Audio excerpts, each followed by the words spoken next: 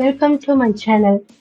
ஆதரேஸ் கிச்சனை லைக் பண்ணுங்க, சப்ஸ்கிரைப் பண்ணுங்க. இன்னைக்கு நம்ம பண்ண போறது நாட்டுக்கோழி குழம்பு. அதுக்கு தேவையான பொருள்: சின்ன வெங்காயம் ஒரு கை அளவு, பச்சைப்பல் பூண்டு, பாதி இஞ்சி, அரை மூடி தேங்காய், 2 குழிக்கரண்டி குழம்பு மசால் பவுடர், இது நான் வீட்டிலேயே அரைச்சது, 1 ஸ்பூன் பெப்பர், 1 ஸ்பூன் சீரகம், ஒரு 1 கேஜி நாட்டுக்கோழி எடுத்துருக்கேன் நான். இப்போ நாட்டுக்கோழி குழம்பு எப்படி பண்ணலான்னு பார்க்கலாம். ஃபர்ஸ்ட் நம்ம நல்லெண்ணெய் ஊற்றிக்கிறணும். நமக்கு தேவையான அளவு ஊற்றிக்கோங்க. நம்ம எவ்வளோக்கு எவ்வளோ நம்ம நல்லெண்ணெய் ஊற்றுறோமோ அவ்வளோ இந்த டேஸ்ட்டாக இருக்கும் குழம்பும், நம்ம உடம்புக்கும் நல்லது. தேவையான அளவு ஊற்றிக்கோங்க.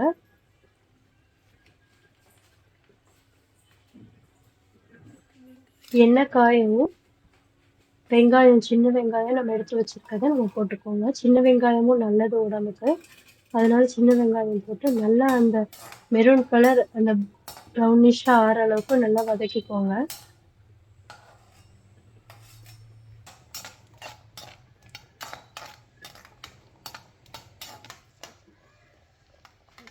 இப்போ இந்த அளவு வந்த பிறகும் பூண்டும் இஞ்சியும் சேர்த்து நல்லா அந்த பச்சை வாசனை போகிற அளவுக்கு வதக்கிக்கோங்க.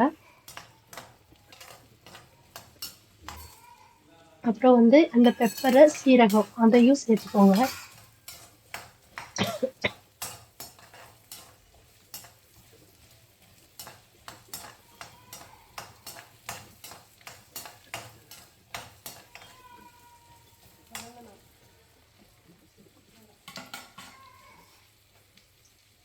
இப்போ நல்லா வதங்கிட்டு இருக்கப்பயும்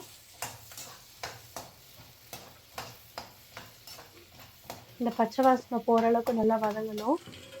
இப்போ அது வதங்கிட்டு இருக்கப்பயே நம்ம அரைச்சிடலாம் தேங்காயை. ஏன்னா அப்போ தான் ஈஸியாக அதில் மிக்ஸ் பண்ணுறதுக்கு ஈஸியாக இருக்கும். ஸோ நம்ம அரைச்சி வச்சுக்கலாம்.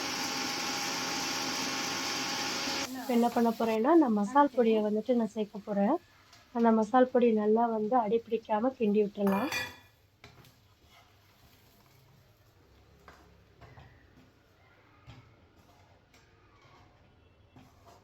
கொஞ்சம் பார்த்து அடி பிடிக்காமல் நம்ம கிண்டினா தான் கரெக்டாக இருக்கும்.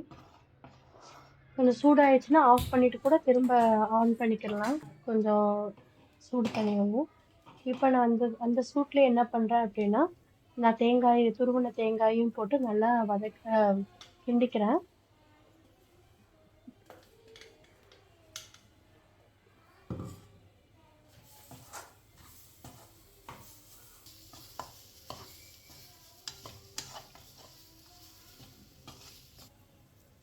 இது நல்லா கூலாகவும் என்ன பண்ணுறேன்னா, நம்ம அரைச்சி வச்ச தேங்காய் மிக்ஸிலேயே போட்டு அரைச்சிடலாம்.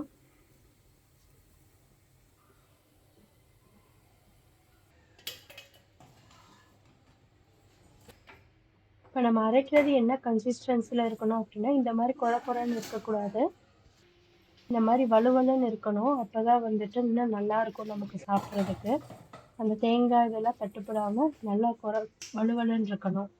இப்போ நான் நல்லெண்ணெய் ஒரு குக்கரில் எடுத்து ஊற்றிக்கிறேன். நமக்கு தேவையான அளவு ஊற்றிக்கோங்க. ஆனால் நல்லெண்ணெய் எவ்வளோ ஊற்றுறோமோ அவ்வளோ நல்லது நமக்கு.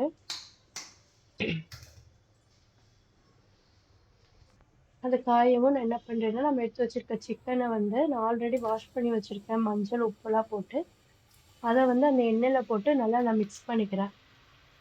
அது தண்ணி விடுற அளவுக்கு நல்லா வதக்கி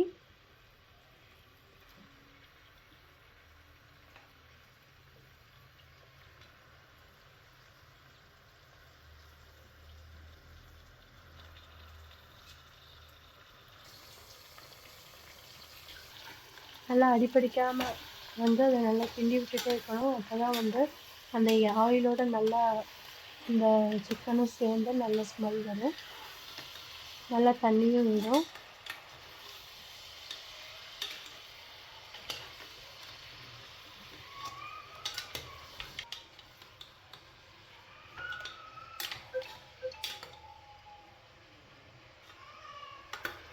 இப்போ அது நல்லா மர்ஜ் ஆகி நல்லா அந்த கொதி வந்த பிறகும் நம்ம அடுத்து நம்ம பார்த்தாலே தெரியுது அந்த சிக்கனோட நல்லா அது ஆயில் மர்ஜ் ஆகி நல்லா இதாகுது.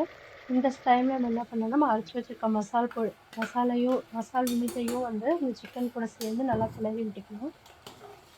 அந்த மசால் வந்து எல்லா சிக்கன்லேயும் ஒட்டுற மாதிரி நம்ம கிளறினா தான் அது நல்லாயிருக்கும்.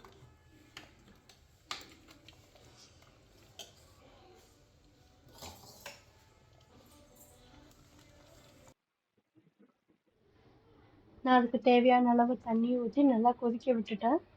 நல்லா கொதிக்கணும். நல்லா கொதிச்சா தான் அந்த இப்பயே நல்ல ஸ்மெல் நல்லா இருக்கு பார்க்கறதுக்கு. நல்லா கொதி வந்துடணும்.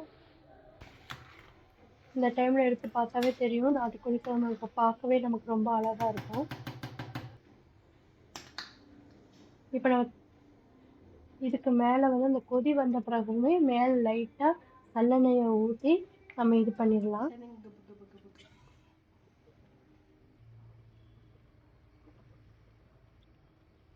இப்போ இந்த கொதி வந்த பிறகு நம்ம தேவையான அளவு உப்பை போட்டு நம்ம க்ளோஸ் பண்ணி வச்சிடலாம்.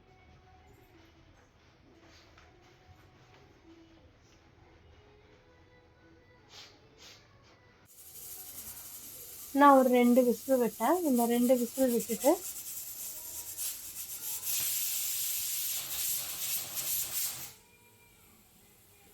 அதுக்கடுத்து ஓப்பன் பண்ணி பார்க்கலாம் எப்படி இருக்குன்னு.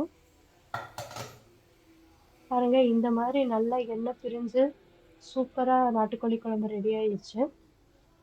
இது பார்க்கவே அவ்வளோ அருமையாக இருக்குது.